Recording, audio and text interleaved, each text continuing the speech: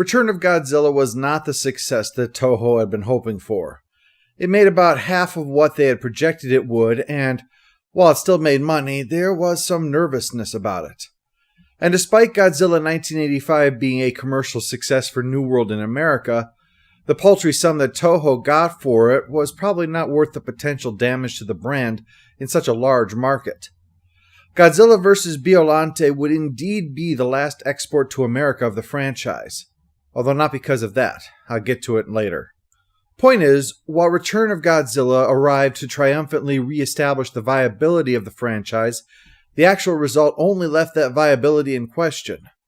This was only reinforced by the fact that the sequel to the 1976 King Kong remake in America, King Kong Lives, starring a topless Linda Hamilton, was a critical and financial disaster.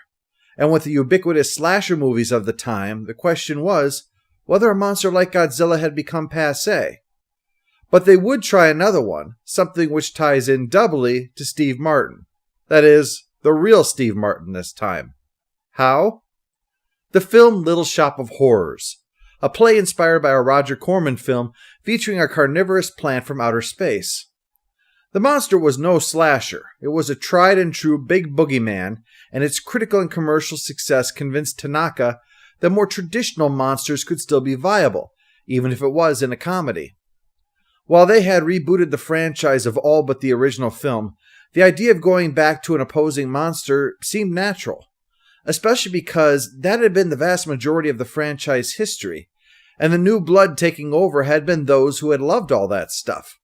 The children those movies had appealed to, when it was lamented at how the series was aimed at children, well, they were grown-ups now making movies. Besides, you can't have Godzilla destroy Japan every film, it wouldn't work. Jaws is one of the landmark films of its time, but it showed how having film after film about a shark terrorizing vacationers gets stale. Same idea with Godzilla. But bringing back one of the monsters was more than Tanaka could take, so he did what any person would do in his position. Throw caution to the wind and hold a contest for the next Godzilla movie. A group of cartoonists and science fiction creators was assembled to pore over the massive ideas and came up with one, cooked up at the last minute by Shinichiro Kobayashi, who had been very interested but was tied up with a doctor's conference. A doctor, you say? Yes, and this is what ties into the second connection, albeit unintentionally, to that movie. Kobayashi, like Steve Martin's character, was a dentist. And coincidentally, his idea involved a plant monster just like in Little Shop of Horrors. No connection was intended, though. He came up with the idea when he thought about how he'd feel if his baby girl was dying, and thought that he would preserve her by any means necessary, which tied into fears of the emerging area of genetic engineering. And with the image he had of a flower consuming Godzilla, that gave us Biollante.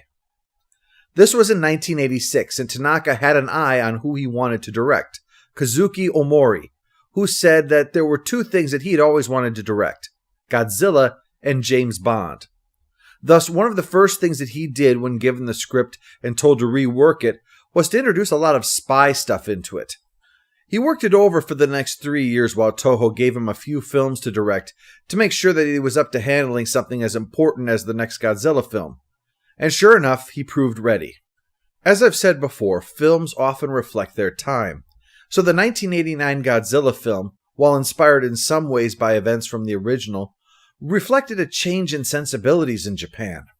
Indeed, the change that year from the Showa period to the Heisei period is used to refer to a change in the Godzilla series as well. While Return of Godzilla was made 5 years earlier during the Showa era, it would be retroactively considered the start of the Heisei period of Godzilla, and reflected the changes of that period. The original film had been a staunch anti-nuclear testing and nuclear weapon film, showing the horrors of such a weapon through the allegory of Godzilla's destruction. This was still the shadow of World War II, after all. They had suffered much fighting a war that made the rest of the world see them as villains. And while they showed the Japanese Defense Forces bravely fighting and dying trying to protect people, the film reflected a time when nationalism was out of favor. The Japanese government was shown kowtowing to other nations so as not to upset them despite the real threat of both Godzilla and these weapons. And in the work, scientists were seen as the bulwark against the abuse of power by government, that they needed to take a moral stand and do what was necessary to help mankind and never to put it in danger, to die rather than risk allowing their work to create another devastating weapon. That had changed now. Japan was an economic superpower, and while Return of Godzilla had a subtle theme chastising its excess materialism, it was portrayed more as a voice of reason stuck between two unreasonable bullies, taking a moral stand in the face of their ranting and short-sighted viewpoints. Godzilla vs. Biollante takes it even further, not only by showing the defensive force in such a positive light that they were able to get cooperation from the real defensive force, much like the way Michael Bay gets U.S. military cooperation by making them look good in his films, but by making the other nations the bad guys now. Generally, the villains of the Godzilla franchise had ties to forces unrelated to other nations. Aliens, subterranean empires, the kind of things you expect from an anti-nuclear allegory. Now the enemies are terrestrial opponents of Japan, Saradia, a fictional country meant to symbolize the OPEC nations, and the United States, through their business, resorts to violence and other dirty tactics in a desperate bid to compensate for the fact that Japan was the true economic powerhouse of the world now. New World may have tapped into anti-Russian patriotism with their ham-fisted changes to Return of Godzilla, but America wasn't the only nation where patriotism was in vogue. The film that followed this, Godzilla vs. King Ghidorah, would now present the Japanese military of World War II as heroes, bravely standing up to overwhelming American invaders, and even showed Godzilla himself protecting them by attacking the American soldiers. The increasing emphasis of America as the enemy was shown by having every villain in Godzilla vs. Biollante speaking English, even those not from the United States. This meant that this film, when it was dubbed into English, had to have everything dubbed, including the English. Because in a not too dissimilar way to how Godzilla King of the Monsters had Asian actors speaking gibberish and passing it off as Japanese, the Godzilla series was using anyone who looked American and didn't care if they could act or not. And while they were speaking real English, the performances were just terrible. The official language of Saradia appears to be mumbling unintelligibly. The super spy's post-kill coup de grace is frankly inexplicable. And my personal favorite comes in the following film, where a World War II naval captain is incredibly stiff in many scenes, until it becomes obvious that he's overcompensating for the fact that his normal speaking voice is so camp that no one could take him seriously as a menace. Now, none of this, of course, is surprising, as relations between the two countries were strained in the latter half of the 1980s. Japan and America needed each other to present a united front against the Soviet Union, but the economic policies of both countries made it an increasingly resentful one. Japan bashing was frequently seen in American culture, the same way that America bashing was increasingly common in Japan. It's no surprise that this change in patriotism would find Americans the perfect face for Godzilla's human villains. But this wasn't just a changing view towards nationalism, it was a changing view towards scientists. The noble Serizawa is no longer the embodiment of scientists. It's the morally bankrupt Dr. Shiragami ignoring ethical concerns in his work, to work for the highest bidder no matter what might happen with his creations, and to perform reckless experiments with no thought of the consequences. Rather than showing the scientists dying selflessly to both stop Godzilla and prevent the nations of the Earth from using his discovery as a weapon, we see the young scientist take a moral stand by refusing to go to MIT in America, a symbol of the scientist as a sellout serving corporate interest. And yet, not only was Kobayashi skilled in science as a dentist, but so was Omori, who was a licensed physician. It wasn't an anti-science attitude so much as a rejection of the idea that scientists could represent a force for good without borders, that it wasn't just compromising on weapons that had been bad, it was compromising to make a profit that was bad too. Change was in the air, even Godzilla himself wasn't immune to it. Kyuichi Kawakita had been a longtime member of Tsuburaya's special effects team, and in '88 was placed in charge of Toho's special effects department. He really drew attention for the work he did on Gunhead, which amusingly was a film based on one of the entries in the script contest, Godzilla Fights a Supercomputer.